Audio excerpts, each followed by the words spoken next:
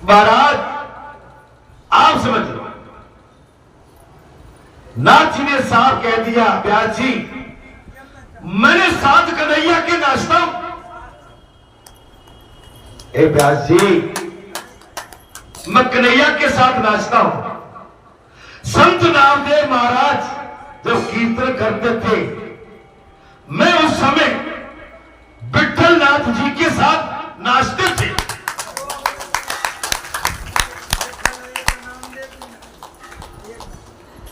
मैं अपने ठाकुर जी का काम करता हूं, आप जो भी काम कर रहे हैं भगवान का करो।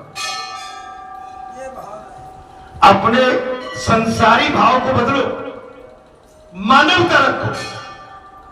मानवता रखेंगे तब श्रेष्ठता आएगी। श्रेष्ठ मानवता नहीं आएगी जब तक श्रेष्ठता नहीं आएगी। श्रेष्ठता कब आती है? जब मानवता आती है। मानव बनने की कोशिश करो। इसलिए उनको अतिशय प्रिय लगता है कीर्तन में संसार का मान भूले तो आनंद आ जाए। अभी कीर्तन हो रहा था, मेरी माताएं थकने लगी, ढोलक थकी, कीर्तन संकीर्तन आनंद क्यों नहीं, परमानंद के भाव में विभोर जो है। कीर्तन में तन्मय हुआ मनुष्य संसार को भूल जाता है।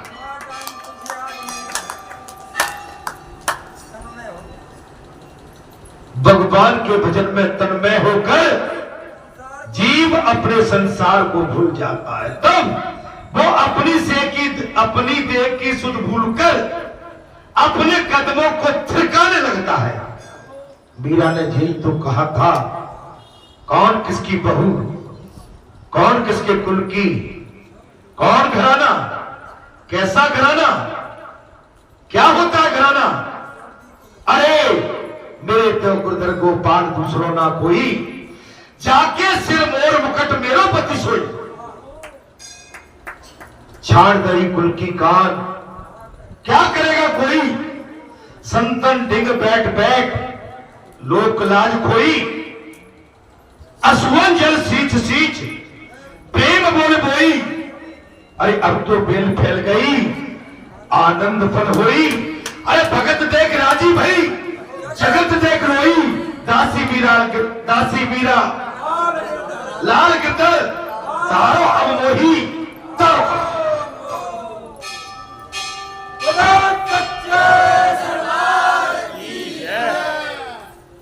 जहां कौन कुल को मिलने आता है, तुम मेरे साथ कुल का नाता क्यों जोड़ते हो? तुम मुझे अपना जेठ ससुर नातेदार क्यों मानते हो? भगवान कहते हैं जहां तो मुझे अपना मित्र मानो, मुझे परम मित्र मानो, अपना कुटुंब का मुझे सदस्य मानो। इस माटी के पुतले से नाता नहीं, मुझ ब्रह्म से नाता जोड़ो।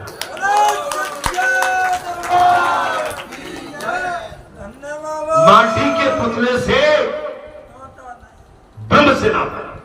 महाराज जो ब्रह्म से नाता जोड़ देता है, ब्रह्म उसके पीछे पीछे पीछे चले। वही सच्चा प्रेमी है भगवान। कीर्तन में संसार संबंध छूटना और प्रभु के साथ संबंध बांधना, संसार का ध्यान छोड़ने का प्रयत्न करो।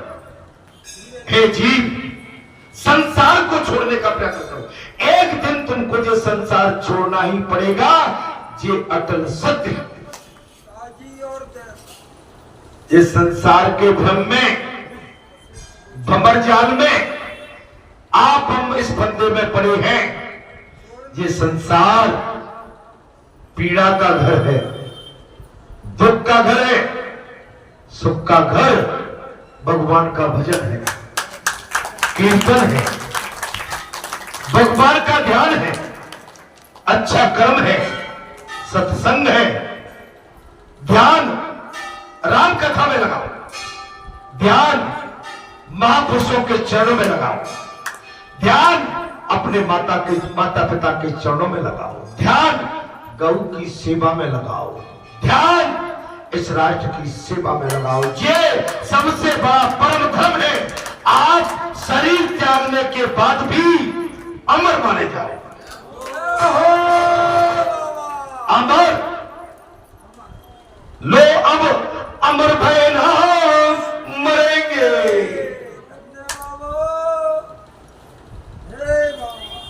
अब हम अमर भय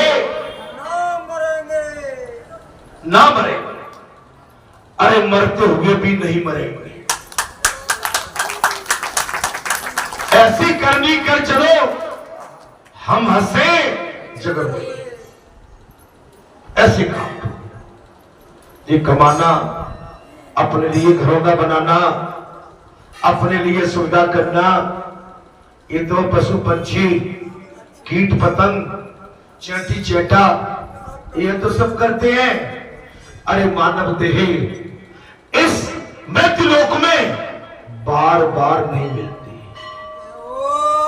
ये मानव देह इस मृत्युलोक में गारंटी नहीं है कि आपको पुनः मिल जाएगी।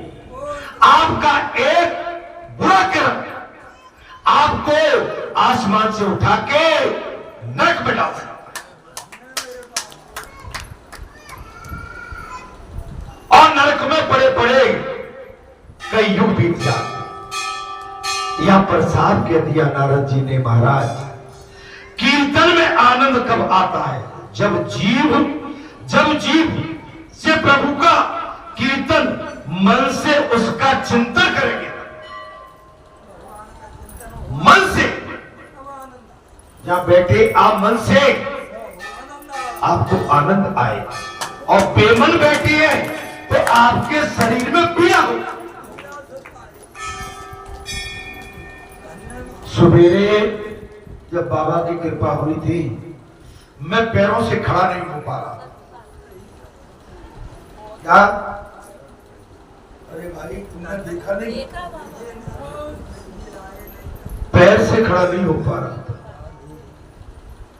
लेकिन जब भगवान में ध्यान लगा दिया तो पीड़ा चली गई। ऐसा नहीं कि मैं वहां से मेरे को पीड़ा थी, वो तो जब बाबा ने बैठक खींच के ले डाली तो बाबा का शरीर कौन झेल सकता है?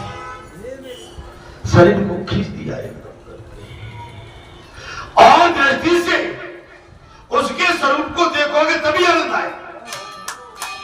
सिया राम में सब जग जानी करो प्रणाम जोर जोर। अच्छा कलयुग में नाम कीर्तन करने से पाप जलते। कलयुग केवल नाम आधारा सुमिर सुमिर नर उतरे पाप। कलयुग में तो भगवान का भजन भजो पाप चल जाएगा।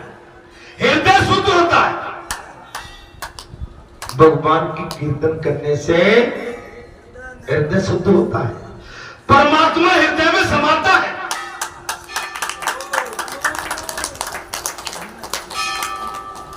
परमात्मा समाता है। परमात्मा की प्राप्ति होती है कब? जब मन शुद्ध होता है तब भगवान के भजन में मन लगता है तब। अतः कथा में कीर्तन होना ही चाहिए। नारद जी ने साफ कह दिया कथा में कीर्तन आवश्यक है। कीर्तन के बिना कथा परिपूर्ण नहीं होती।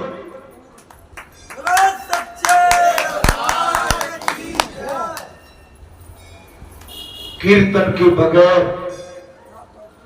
कथा परिपूर्ण नहीं होती। कलयुग में स्वरूप सेवा जल्दी नहीं फलती। कलयुग में प्रसंग आ गया। नारद जी ने कहा कलयुग में स्वरूप सेवा जल्दी नहीं फलती। स्मरण सेवा अर्थात नाम सेवा तुरंत फलती है। आप मूर्ति रख लो मन नहीं लग रहा है। अरे मूर्ति में भी हो, अगर आपका भजन चल रहा है 24 घंटा मन लग गया भजन में तो आपकी पूरी सेवा हो। हे व्यास जी, अब नारद जी ने कह दिया बोले हे व्यास जी का मूल सत्संग है। इन सब का मूल जड़ क्या है? बिन सत्संग विवेक न। आप समझ लो बात। सत्संग की ये बड़ी महिमा है। जो सत्संग करता है वही संत बनता है।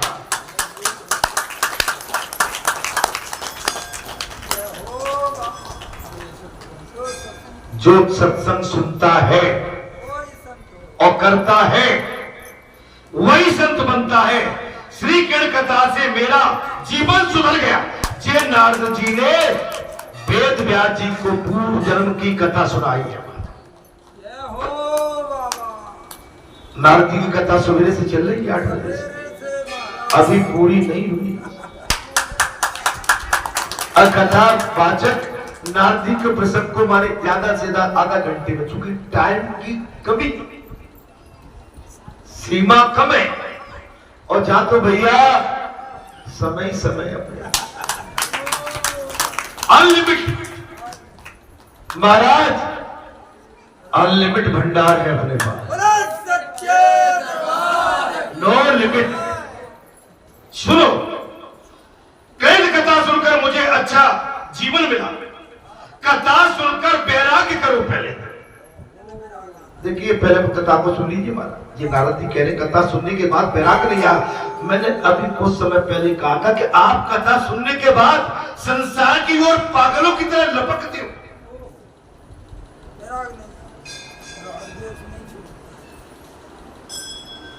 माने जो व्यासपीठ पर जो पुतला विराजमान है, या इस समय सत्संग की सभा में जो संत विराजमान है, ये कोई हल्के नहीं है। कोई भी जितने भी बैठे थे छोटे नहीं है। ये सत्संगी है, ईश्वर भक्त है, ईश्वर के परम भक्त है। आते में जाते में इनका सम्मान कर।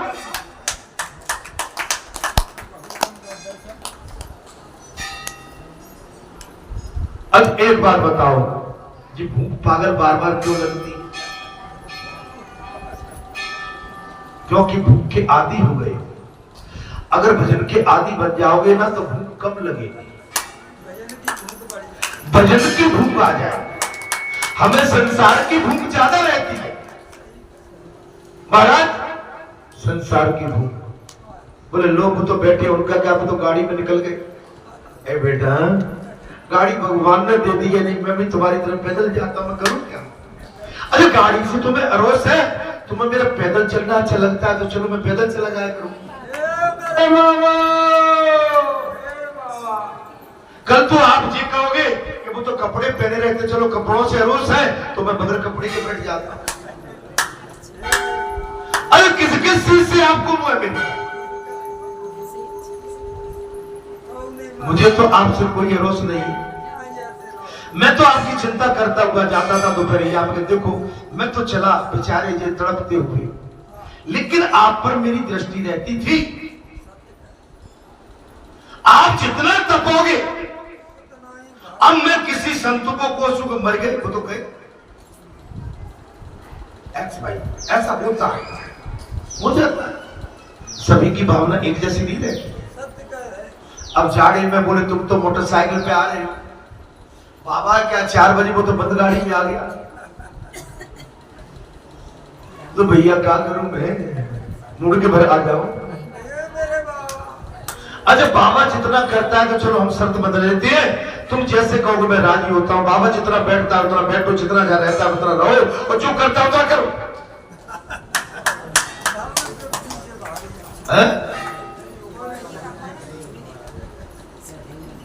अच्छा बाबा जब नहीं खाता है 24 घंटे,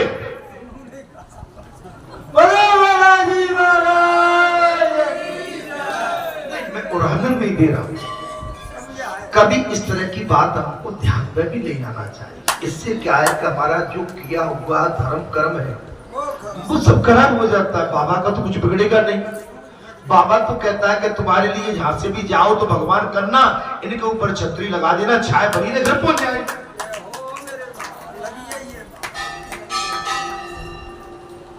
कथा सुनकर वैराग्य नहीं आया तो कथा सुनना ठीक नहीं। गुरे भैया अब डॉक्टर साहब ने सब तो संभाल लिया, क्या लोगे? डॉक्टर तुम्हारे कमजोर होते जा रहे हैं भाई, बाल बाल भी उड़ गए, अभी कल का लड़का था सब चले गए। अरे डाई भाई मत लगाया करो भाई, हम कैसे बन जाए, आपको भगा थोड़ी देर को भाई। हाँ। अब काले पीले करोगे तो भाई बाल उड़ेंगे भाई। नकली पॉलिश तो नकली होती है भाई, असली पॉलिश रखो। पहले टाइम में हमारी माता काली मिट्टी में दही मठा डाल के नहीं, और पहले लाइबो और पियर साबुन जो नहीं होते थे डिटर्जेंट, और पहले तो नदी के घाट में कुआ की बावली में जाके वो मठा मठा डाल के वो काली मिट्टी से बढ़िया लगा के वो माता फूल जाती और फिर बढ़िया धो डालती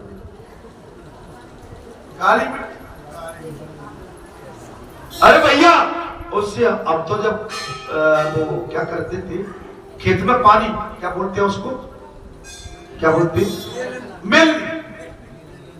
हम मिलनी करते थे ना, जैसे बाजार से आते थे पढ़ते थे तो बोले आज रात में जगना, खेत में पानी लग रहा है, वहां खेत में खड़े होना है या दिन में जाना है। तो हम जाते थे, हमारे पैर खेत की मिट्टी में रखे रखे साफ हो जाते। हमारा बदल कर बाजार में हमारे पैर साफ नहीं रहते थे, लेकिन खेत की मिट्टी में पानी में हमारे पैर अगर 4 घंटे रह जाते थे, हमारे पैरों की गंदगी फूल के नहीं साफ चमकते।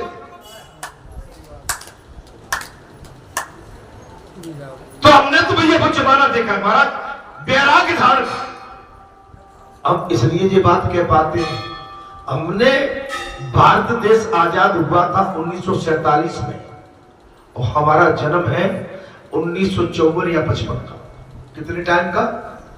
तो 4 साल जेल और 3 साल को हम आजाद भारत में पैदा हुए। क्या हुए? स्वतंत्र भारत में। और स्वतंत्र भारत में उस समय गरीबी थी,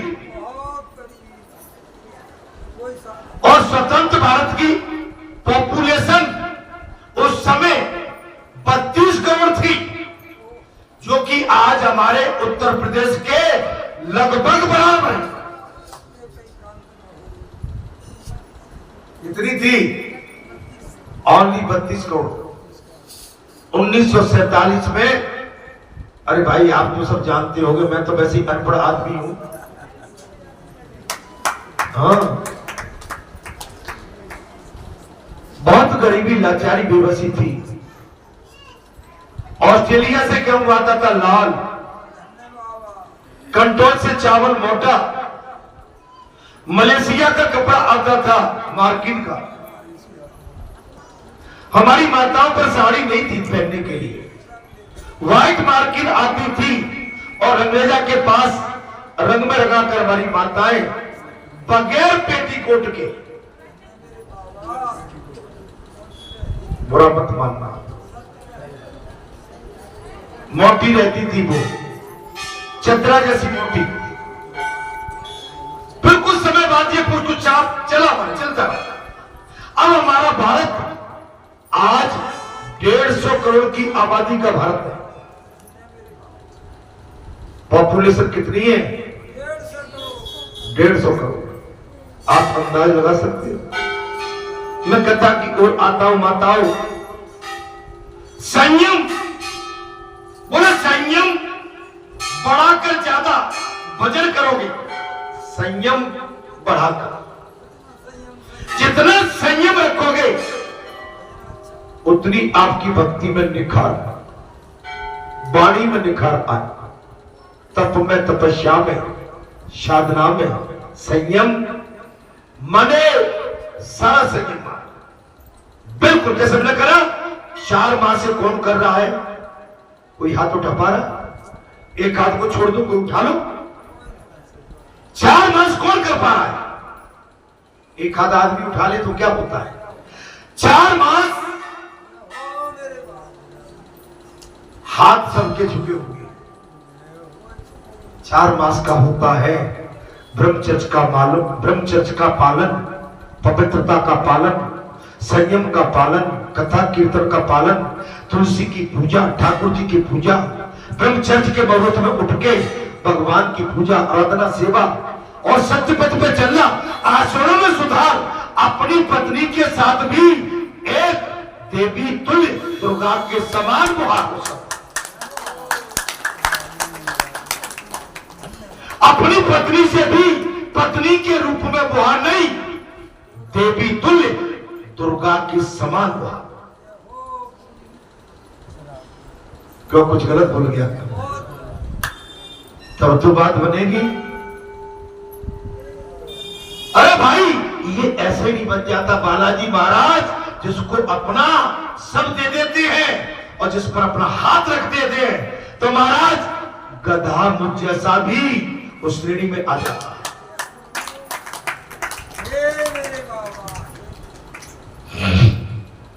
मैंने क्या बुरा कह दिया महाराज? हमको ऐसे क्यों देखते हो घूर घूर के? अरे हमको प्रसन्नता से देखो, मुस्कुरा के देखो। नजर उठी भी न थी और हमने उनको देख लिया, जुबान खुली भी न थी, अरे बात हमने कर ली। हमको देखा करो जरा प्रसन्नता से। हमको आप किस तरह से देखोगे महाराज, तो फिर तो हम आपसे दूरी बनी रहे। अरे हमसे हमारे पास आना है तो जरा मुस्कुरा के बात कर।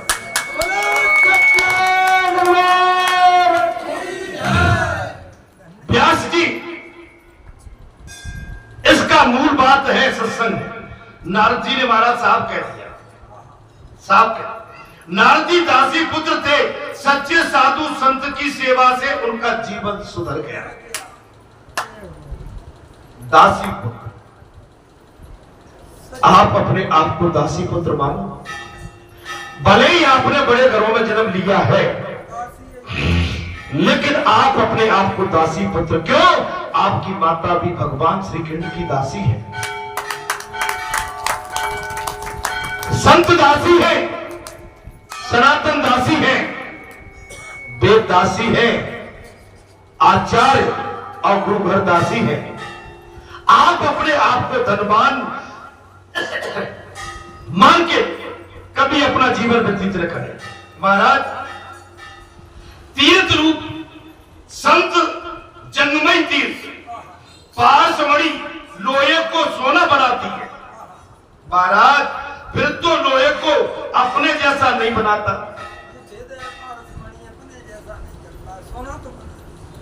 आप समझ लो, और संत तो संत बना ही देता है। अरे बालाजी धाम में आप लोग कितने पहले आते थे, कितने आने लगे, दुनिया आ रही है, बड़ा मेला होता जा रहा है। ये सत्संग की महिमा है, ये राम कथा का माध्यम है। 24 साल से इस व्यासपीठ पर जो राम कथा चल रही है, ये श्री रघुनाथ जी की कृपा और बालाजी की प्रेरणा का साक्षात आशीर्वाद है।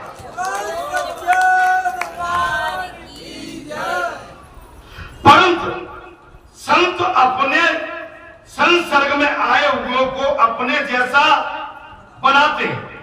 संत करे आपन समाना, संत करे। हम आपसे क्या चाहते हैं मालूम है? कि भैया देखो, हमसे सीधी सीधी बात करो। हम आपसे क्या चाहते हैं? सीधी। हमारे हृदय को आप पढ़ लो और हमें अपना हृदय पढ़ाओ। आप हमसे प्रमाण ले लो स्टाम्प पर।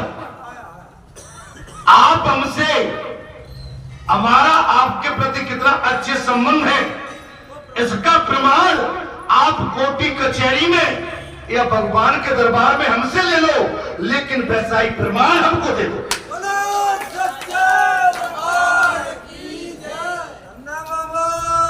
हमारी बात सुनी नहीं।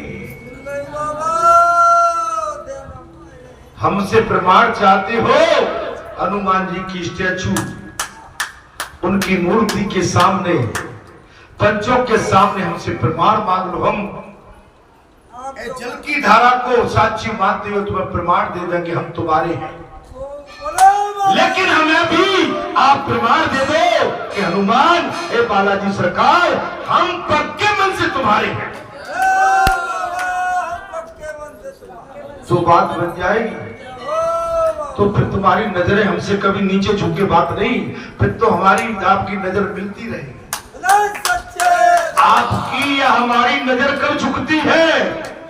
तब हमारे मन में कुछ गुला संसारी होता है, तब संसार का भ्रम होता है, तब। जय हो। अरे मुस्कुराओ तो सही, अरे चेहरे को हंसाओ तो सही।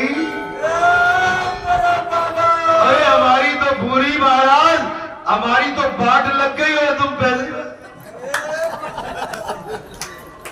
हंसो। हंसने का टाइम है, हंसो।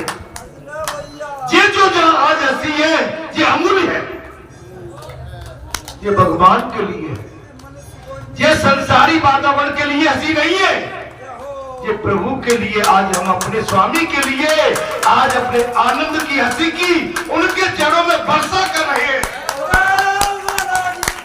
आपके चरणों में बैठ के जो आनंद की हंसी हमें आज आ रही है, ऐसी हमेशा आती रहे।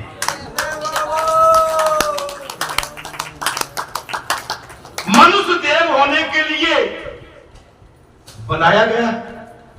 कथा में प्रसंग आ गया हमारा, मनुष्य देव होने के लिए बनाया गया है। अरे मनुष्य को देव होने के लिए महाराज 4 गुणों की आवश्यकता है: संयम, सदाचार, स्नेह और सेवा। 4 बातें आ जाए मनुष्य के अंदर। संयम, दद्दू आनंद आ रहा हो कि नहीं? मनुष्य को देवता, मैंने तुझे देवता माना और तस्वीर तेरी, महाराज तस्वीर को मैंने ईश्वर माना, तस्वीर को ईश्वर और तुझे देवता माना। ये भगवान साहब कह रहे हैं मनुष्य देव होने के लिए बनाया गया है। मनुष्य को देव होने के लिए 4 गुणों की आवश्यकता है। संयम, नंबर 1 संयम, जल्दी उखाड़ पछाड़ नहीं, बयान से ही बाहर निकल जाए। सदाचार, उसके आचरण कैसे होना चाहिए, बुहार शुद्ध। स्नेह माने प्रेमी होना चाहिए और सेवा भावी होना चाहिए। मैंने प्रातःकाल की कथा में कहा था कि मैं मौन धारण कर लेता हूं, नहीं बोलूंगा। आप भी कहोगे कि महाराज कैसे भाई ये बोलती नहीं है। अगर बोलता हूं तो कहते हो कि ये बहुत बोलता है? मैं बोलूंगा तो कहता है बोलता है, बहुत बोलता है जी। अब भाई बोलने के लिए जब मुझे बिठाया है तो बोलूंगा। वक्ता का मतलब ही होता है कि बोलना, और श्रोता का मतलब होता है सुनना। ये शास्त्र में नीति निर्धारित है महाराज। ये 4 गुण सत्संग के बिना नहीं आ सकती। नारद जी ने ये भी कह दिया कि ये 4 गुण है ना, ये सत्संग के बगैर नहीं आ सकते। बाजार में नहीं मिलेंगे, पैसे से नहीं मिलेंगे, बाहुबली से नहीं मिलेंगे, खेत में, कल्याण में, दुकान में, मकान में नहीं मिलेंगे, महल की 4 दीवारी में नहीं मिलेंगे। अरे ऐसे संतों के साथ बैठ जाओगे तो आपके हमारे आचरण बिल्कुल एकदम पवित्र हो जाए। आपके आचरणों को कोई शक्ति हिला नहीं सकती। आपके आचरण अंगद के पैर बन जाएंगे। सत्संग का फल भागवत में बताया गया है, और सत्संग से नारद जी दासी पुत्र से देव ऋषि हो गए।